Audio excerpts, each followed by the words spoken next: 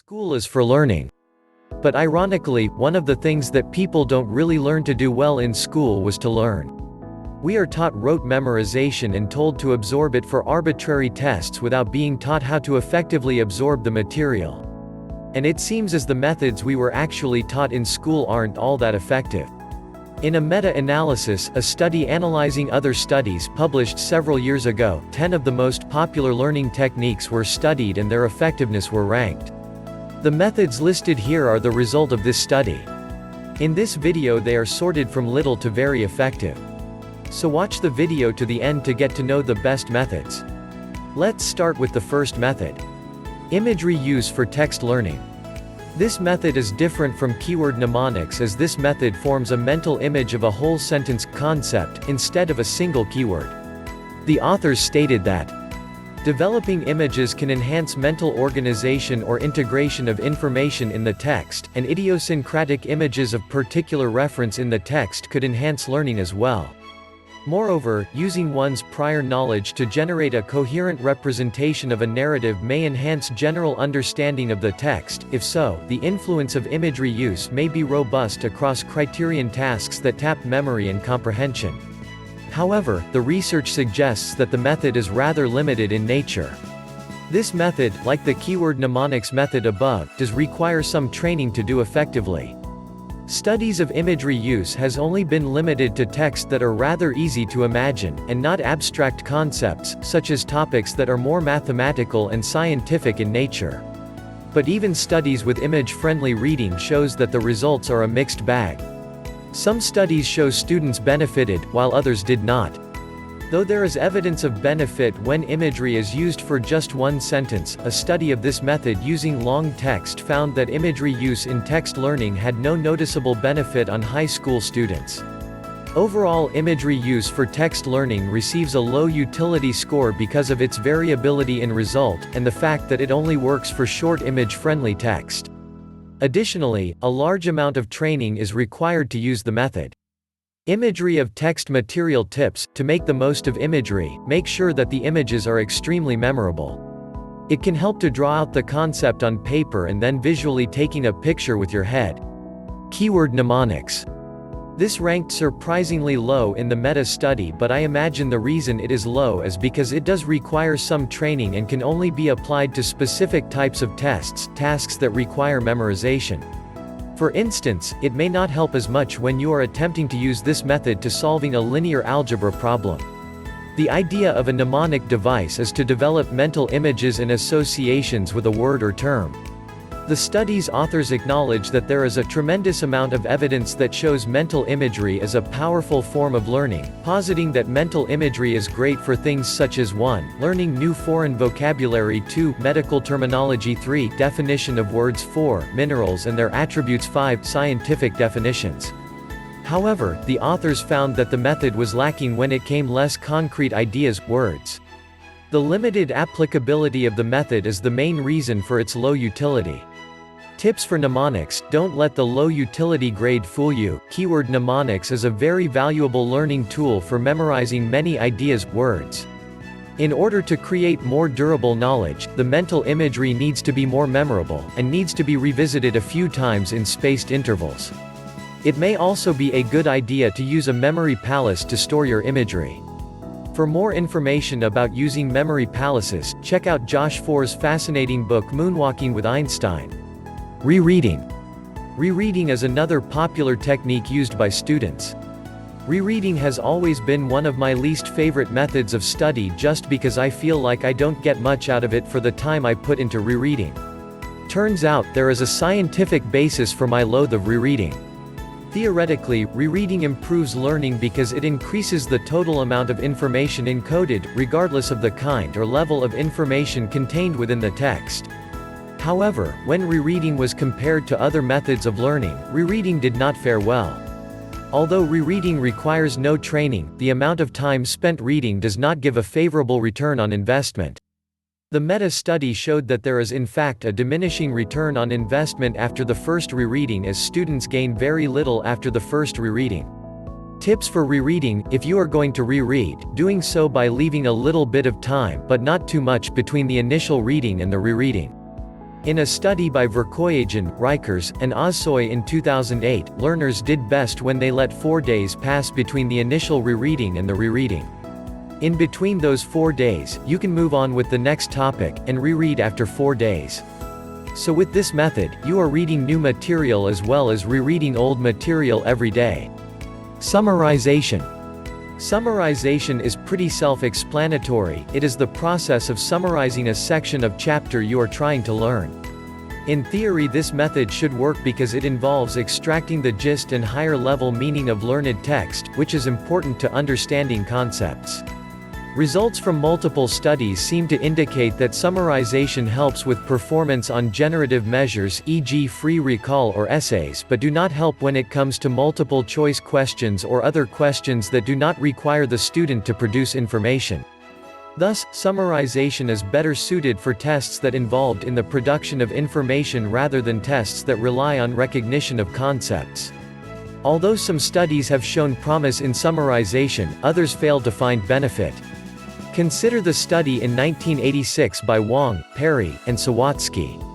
The study found that those who were tasked to summarize textbook passages about earthquakes performed no better overall than the control group when tested a week after. The study concluded that students benefited from the technique when the questions required the application or analysis of knowledge, but summarization led to decreased performance when the questions required evaluation or analysis of knowledge. Summarizing was found to be effective for those already adept at summarizing. The quality of the summary matters. Summaries that included more information and were linked to prior knowledge were shown to do better.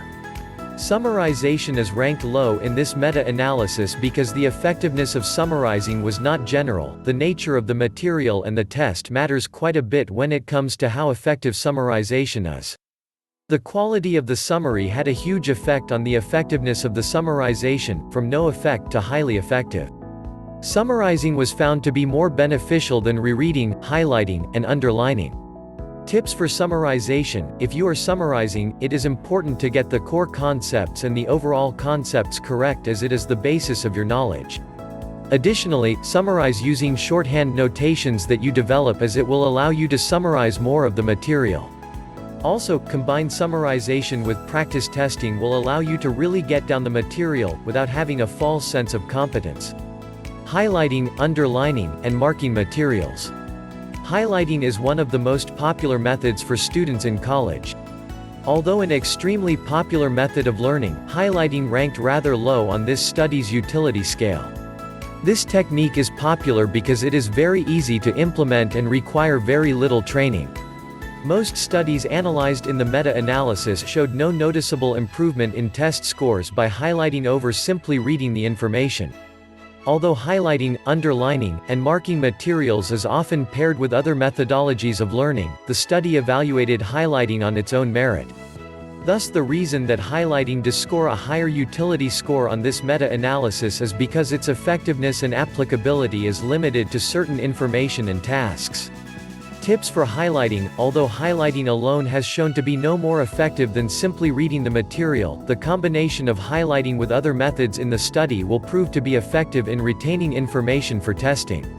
For instance, employing the use of highlighting with recall, self-testing can prove to be effective in internalizing the material. Interleaved practice. Interleaved practice is when the student studies the topic at hand, but also blends the study with previous topics, concepts at the same time. For instance, if a student is learning the concept of polynomials this week in algebra but learned about simplifying algebraic equations, and solving inequalities the previous couple of weeks, then interleaved practice means that the student should spend most of his time studying polynomials but also spend a fair amount of time simplifying algebraic equations and solving inequalities. This method was talked about extensively in Barbara Oakley's book A Mind for Numbers. She is a heavy proponent of interleaved practice and its cousin, spaced repetition. The studies showed that this method has tremendous potential to improve learning and retention of science and mathematics in students. Additionally, interleaved practice helps in many other cognitive skills. On the not-so-positive side, although studies on this method are sparse, a few of them show that the method may not work in some scenarios. However, this may be because of implementation, a lack of training, or because interleaved practice does not work across a broad range of subjects. The authors of the study acknowledge that there seems to be a lot of potential in this method, but there needs to be more research done before it is regarded as a high-utility method. Tips for interleaved practice. Interleaved practice is a must if you are doing math and science. The practice of going back through previous chapters and topics act as a much-needed refresher because much of math and science builds on previously studied material. Interleaved practice also shows great promise for learning foreign languages also. Thus what you should do is mix in work from previous topics, chapters in with your current work when you are studying. This process of interleaving also solidifies your knowledge base as you gain a greater understanding of when to use certain methods and when not to. Self-explanation. This method involves the participant explaining and recording how one reaches an answer or conclusion. This is actually a popular method for solving abstract problems and similar to the requirement in many math classes to show your work. This was found to be more effective when done during the initial learning stage, instead of after learning. A strength of this learning strategy is that it can be applied to a whole variety of tasks and subjects. However, studies show that this method does require some training and is one of the more time-consuming methods of study. Additionally, there have not been too many studies that have tested long-term retention of the material learned through self-explanation. Most studies administered testing minutes after the conclusion of the tasks. Tips for self-explanation. When doing self-explanation, it helps to write out the questions that you want to ask yourself and then write down the answers. The process of writing the questions and answers down further commits the concepts to memory, and lets your brain organize the importance of the materials. Elaborative interrogation. Elaborative interrogation is the process of asking yourself why in an attempt to understand concepts.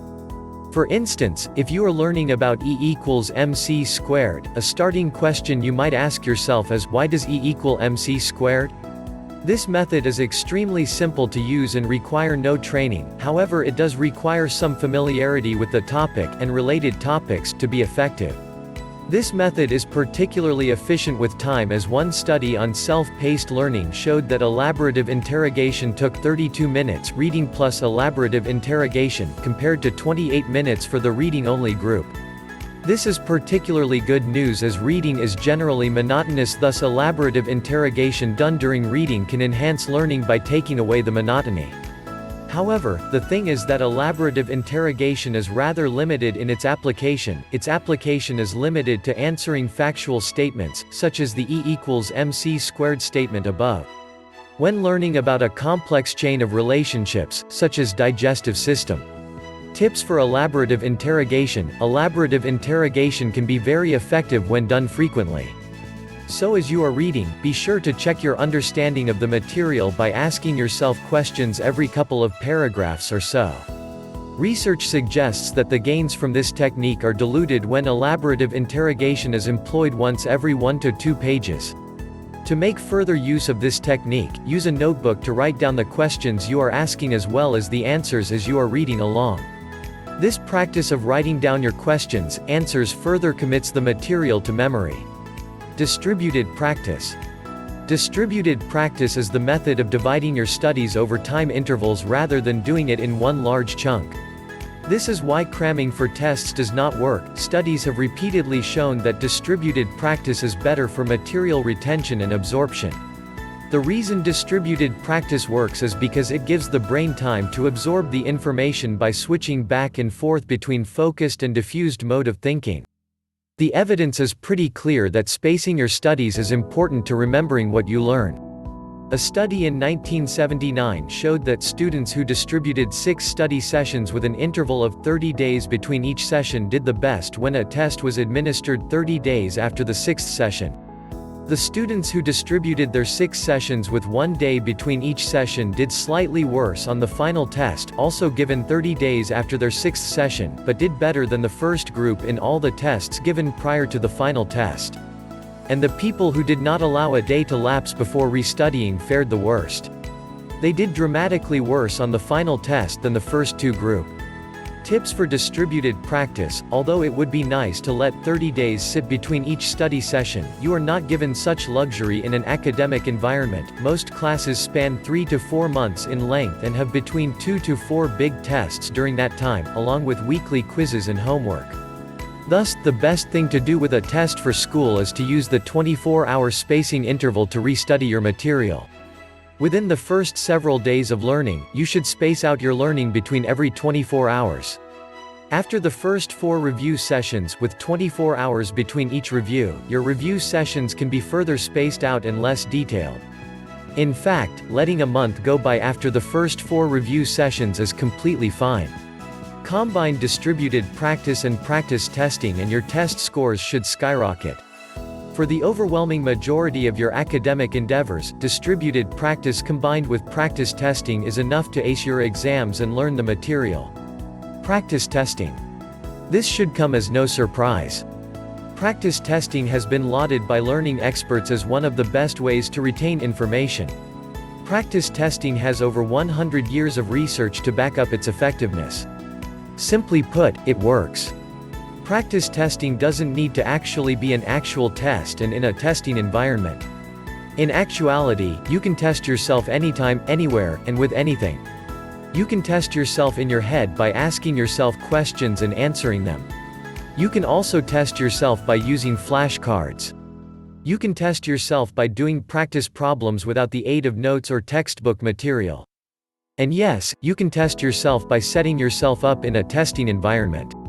2 theories have been put forth as to why testing works. 1. Testing enhances retention by triggering elaborative retrieval processes by accessing your long-term memory and retrieving associated information. And 2. Testing facilitates the encoding of more effective mediators via cues and targets.